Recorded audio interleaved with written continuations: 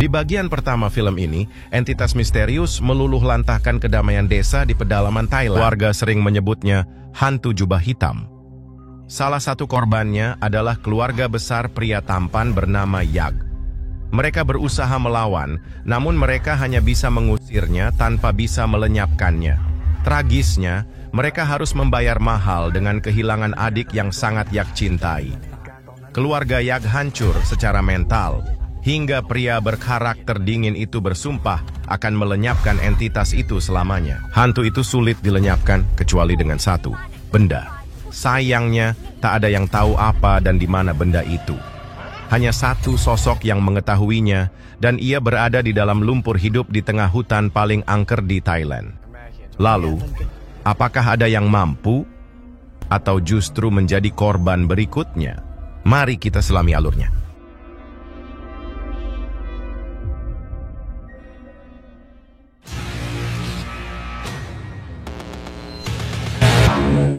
Berlokasi di perbatasan Luai, di negeri Siam, yang sekarang kita kenal dengan negara Thailand. Hari kelima bulan Sabit Tua, bulan keempat kalender lunar, tahun 1854. Di sebuah hutan di Thailand, sekelompok serdadu berjalan sempoyongan. Lelah, lapar, dan haus menjadi satu. Mereka hanya ingin pulang dan menemui keluarga tercinta. Namun takdir berkata lain, bukannya anak istri yang mereka temui, tapi...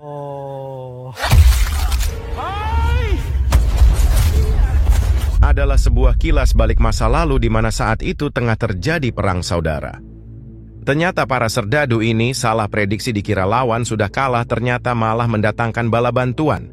Lalu mendadak menyerang, hingga hanya menyisakan satu serdadu. Tapi hal di luar nalar terjadi, tiba-tiba muncul. Sosok ini tak punya nama pasti. Warga sering menyebutnya hantu wanita berjubah hitam. Namun sosok ini erat dengan sosok lain yang nantinya dikenal dengan dukun puang. Untuk kepentingan narasi, kita sebut saja sosok astral berjubah hitam ini dengan sebutan hantu puang. Dari balik kabut kegelapan, puang mengulurkan tawaran perjanjian. Kamu tidak tahu, saya akan membantu.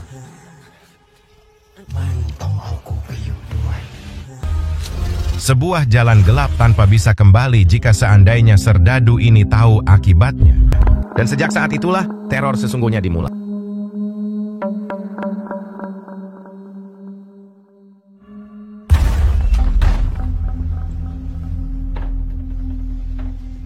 Tiga tahun telah berlalu, namun dendam masih membara dalam diri seorang mantan marinir Thailand bernama Yag. Ia kehilangan adik perempuannya dengan mengenaskan, dan kini ia hanya memiliki satu tujuan, menemukan dan melenyapkan puang. Bersama seorang sersan yang setia mendampinginya, mereka terus mencari jejak puang.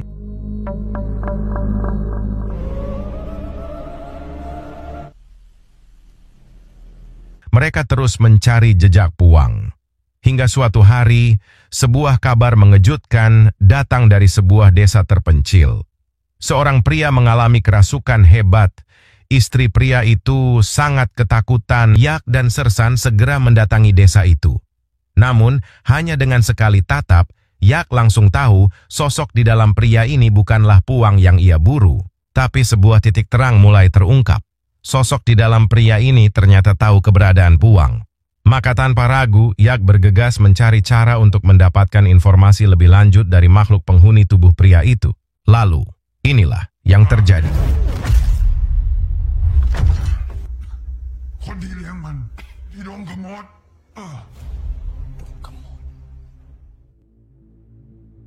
Dari informasi yang didapat, Yag kini memiliki satu petunjuk penting, sebuah hutan angker bernama Dong Komot. Sebelum ke Dong Komot, Yag menyempatkan diri untuk pulang, meminta izin keluarganya sembari melepas kangen, karena sudah lama tak pulang semenjak kematian adiknya di sequel pertama film ini. Ternyata adik perempuan Yag lainnya yang bernama Yat hendak menikah dengan pria agak culun, bernama Pradit. Untuk memastikan Pradit bertanggung jawab pada adiknya setelah berumah tangga, Yag memberi sedikit shock terapi ini.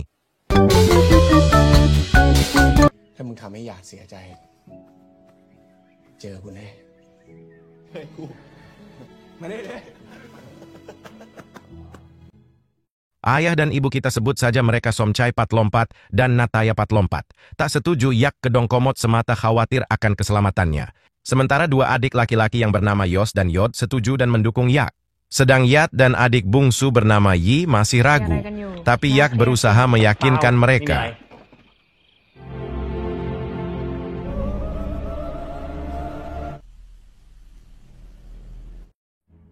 Perjalanan menuju Dongkomot ternyata tidak mudah.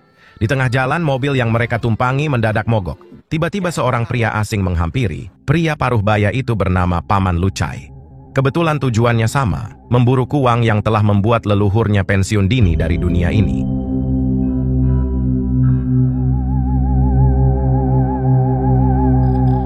Yak dan Sersan pun bergabung dengan rombongan Lucai.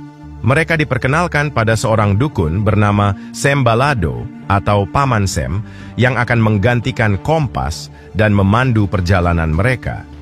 Selain itu, ada Konshi asisten Lucai, serta dua keponakan Lucai, kita sebut saja Tong Chai dan Bon Chai. Hantu Puang merenggut orang tua mereka, meninggalkan mereka tanpa didikan baik.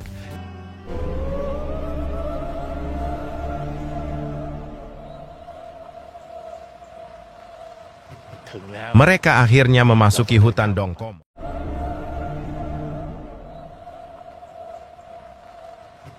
Mereka akhirnya memasuki hutan Dongkomot.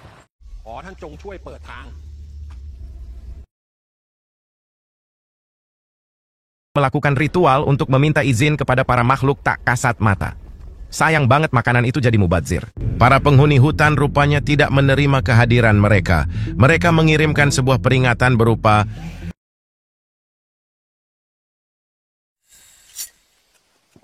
Namun, inilah jawaban dari sang pemandu. Ia tak gentar sedikit pun. Dengan gagah berani, seakan memiliki nyawa cadangan, ia melangkah maju, bersiap menghadapi ancaman. Tetapi kok kita diperlihatkan, Yak tengah mengupas jimat milik Lucai, memasukkannya ke selongsong peluru, di mana Yak percaya bahwa material dari jimat itu bisa merobohkan makhluk astral selanjutnya. Dengan mata tajam penuh tanda tanya, para pemburu fokus ke sebuah pohon misterius. Diyakini pohon itu adalah pintu gerbang menuju titik nadi tempat dengan energi terkuat di hutan itu. Para pemburu memasukinya.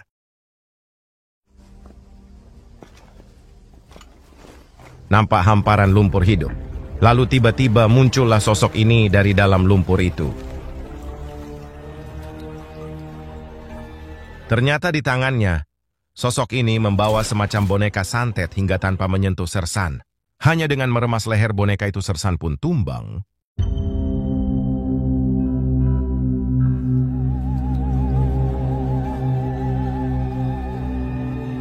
Akhirnya terungkap. Ternyata sosok di dalam lumpur ini adalah Serdadu. Di awal film yang melakukan perjanjian terkutuk dengan hantu wanita berjubah hitam. Para warga selama ini mengira Serdadu ini adalah yang menjaga hantu jubah hitam. Tapi ternyata kebalikannya. Diceritakan, karena dia bersekutu dengan iblis, maka dia tak bisa mati, tapi syaratnya dia harus mencarikan korban untuk pemilik lidah. Bahkan keluarganya juga jadi korban. Selama 100 tahun lidah itu ada di perutnya. Serdadu ini menyesali perjanjian itu, karena anak dan keluarganya sampai jadi korban. Sejak itu dia tak mau lagi mencarikan korban. Hantu jubah hitam ingin mengambil kembali lidahnya, tapi rupanya tak bisa, bahkan melacak keberadaan Serdadu pun tak bisa. Semua ceritanya karena jimat yang ada di tangannya. Ini. Tapi rupanya si Lucai yang dendam dan merasa bisa mengalahkan hantu jubah hitam dengan jimat yang dibawanya, dia pun melakukan hal konyol ini. Memancing agar hantu itu datang saat itu juga.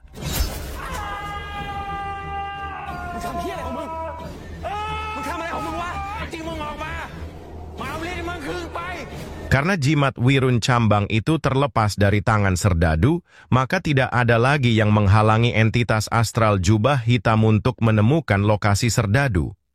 Dan benar saja, inilah akibat tindakan konyol Lucai.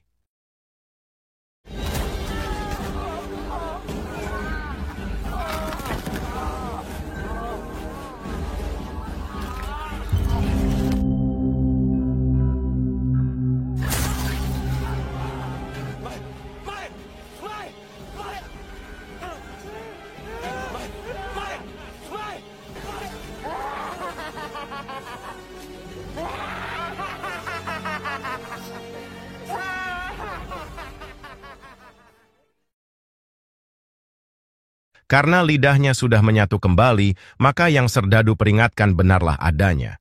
Kekuatannya kini berlipat, dan hanya dengan sekali gerakan tangan berpindahlah si Koplak Lucai ke alam baka.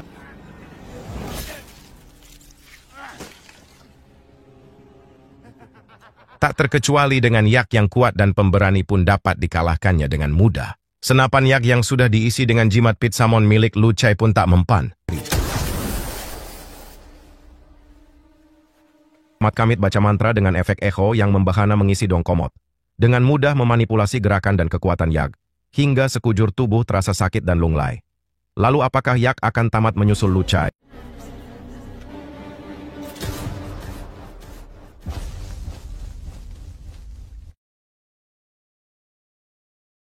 Di malam dengan langit yang dipenuhi badai bergemuruh. Berlokasi di Hotel Sri Sawang, tempat berlangsungnya pernikahan Yat dan Pradit sekaligus tempat keluarga menginap. Semua mengkhawatirkan keadaan Yak, yang entah kini nasibnya bagaimana.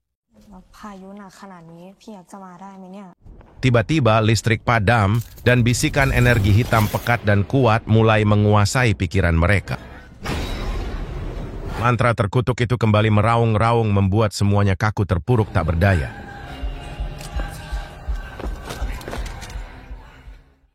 Tanpa diduga, Pradit dirasuki. Dalam kendali entitas astral jubah hitam, ia menyerang calon mertuanya, menjadikannya seolah calon menantu yang durhaka sebelum pernikahan pun berlangsung. Yos berusaha melawan, namun dia tak berdaya dan malah ini yang terjadi.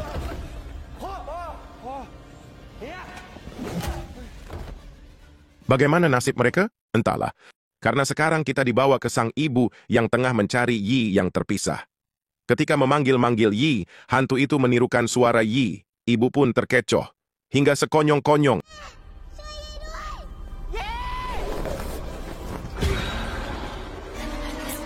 Ibu pun dalam bahaya.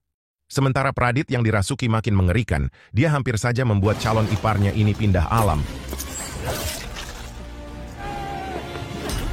Untungnya Yot datang di waktu yang tepat, dan sang ayah pun masih selamat. Tapi kini sang ibu masih dalam kendali di bawah kontrol hantu jubah hitam. Sang ibu dibuat seperti sosok psikopat yang tengah memburu korbannya dengan alat pendukung di tangannya layaknya film psikopat.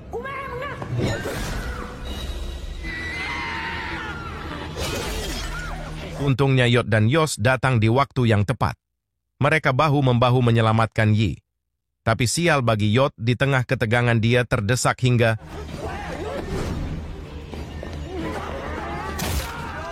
Di saat itulah sebuah keajaiban terjadi. Tiba-tiba datang pertolongan dari orang yang tak disangka-sangka mereka, yaitu, entah gimana caranya Yak dan Sersan masih hidup. Dengan kerjasama Yak dan Sersan mampu membebaskan sang ibu dari kendali hantu jubah hitam.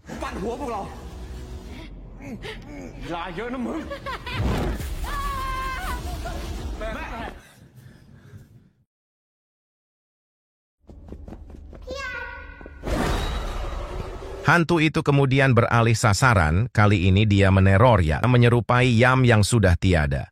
Memaksa Yat menyerahkan tubuhnya untuk dijadikan wadah baru. Di alam bawah sadarnya, Yam palsu ini menyalahkan kakaknya atas kematiannya di sekuel pertama.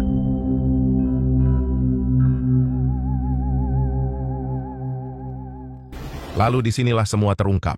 Mungkin ini agak panjang tapi semoga bisa menjelaskan sejelas-jelasnya. Jadi saat Pitsamon menembak Yak, seharusnya peluru itu menembus tubuhnya dan membunuhnya seketika. Namun, yang terjadi justru sebaliknya. Peluru hanya melukai bagian luar tubuhnya, seolah kekuatannya terhalang sesuatu yang tak kasat mata. Jawabannya ada pada dukun Puang atau Serdadu. Sebelum ajal menjemputnya, Serdadu itu telah melakukan ritual khusus menggunakan semacam boneka santet, mirip dengan boneka voodoo. Boneka itu tidak digunakan untuk menyerang, melainkan untuk melindungi. Dengan mantra gaibnya, Serdadu menghubungkan boneka tersebut dengan Yak, menjadikannya tameng yang mampu mengalihkan atau melemahkan serangan mematikan. Di saat-saat terakhirnya, Serdadu juga memberikan petunjuk penting. Jimat Wirun Cambang adalah kunci untuk melemahkan iblis hitam. Namun, ia tidak sempat menjelaskan alasannya. Hanya satu hal yang pasti, iblis itu sangat takut pada jimat tersebut. Hantu jubah hitam mengetahui keberadaan jimat itu, dan ia tidak akan membiarkan Yak menggunakannya dengan mudah. Saat hantu hitam menyadari bahwa Yak memiliki jimat Wirun Cambang, ia langsung mengancam Yak dengan akan melempar Yat dari hotel jika tak menyerahkan jimat itu. Dari sini semakin jelas benda yang dapat mengalahkan hantu itu hanyalah jimat ini. Yak terpaksa melepaskan jimatnya untuk menyelamatkan adiknya. Lalu inilah yang terjadi.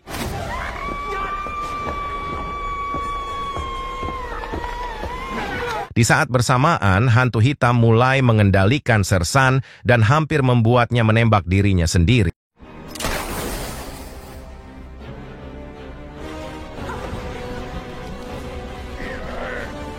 Melihat jimat Wirun Cambang yang tergeletak begitu saja, Yak memberi kode ke Yat untuk mengambilnya bersamaan saat dia menyerang menggunakan pisau yang tergeletak. Namun sial, malah ini yang menimpanya.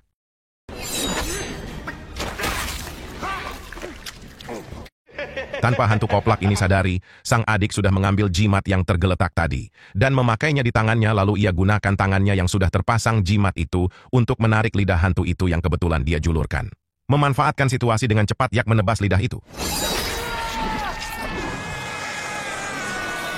Seperti kita ketahui, tanpa lidah yang utuh, kekuatan hantu itu pun auto melemah. Melihat lidah yang tergeletak, dengan refleks Sersan meminta Yak melemparkan parang dan melakukan tindakan epik ini.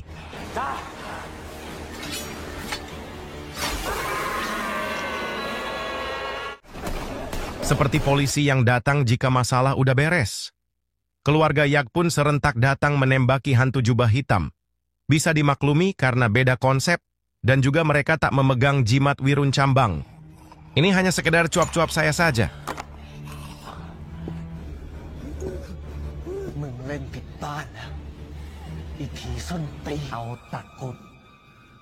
Di detik ini semua terungkap tuntas. Ternyata walau dengan jimat Wirun Cambang, tapi jika tak dipukulkan tepat di dahinya, hantu itu cuma lemah tapi tak lenyap. Rupanya sesaat sebelum ajalnya Serdadu sempat memberitahu caranya. Dan teror hantu jubah hitam berakhir untuk selamanya.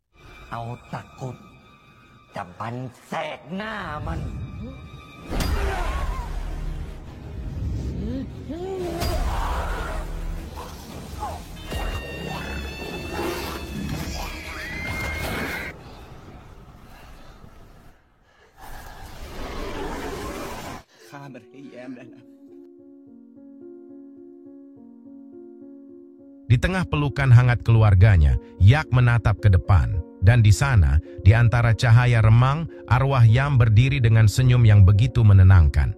Mata Yak langsung berkaca-kaca, dadanya terasa sesak.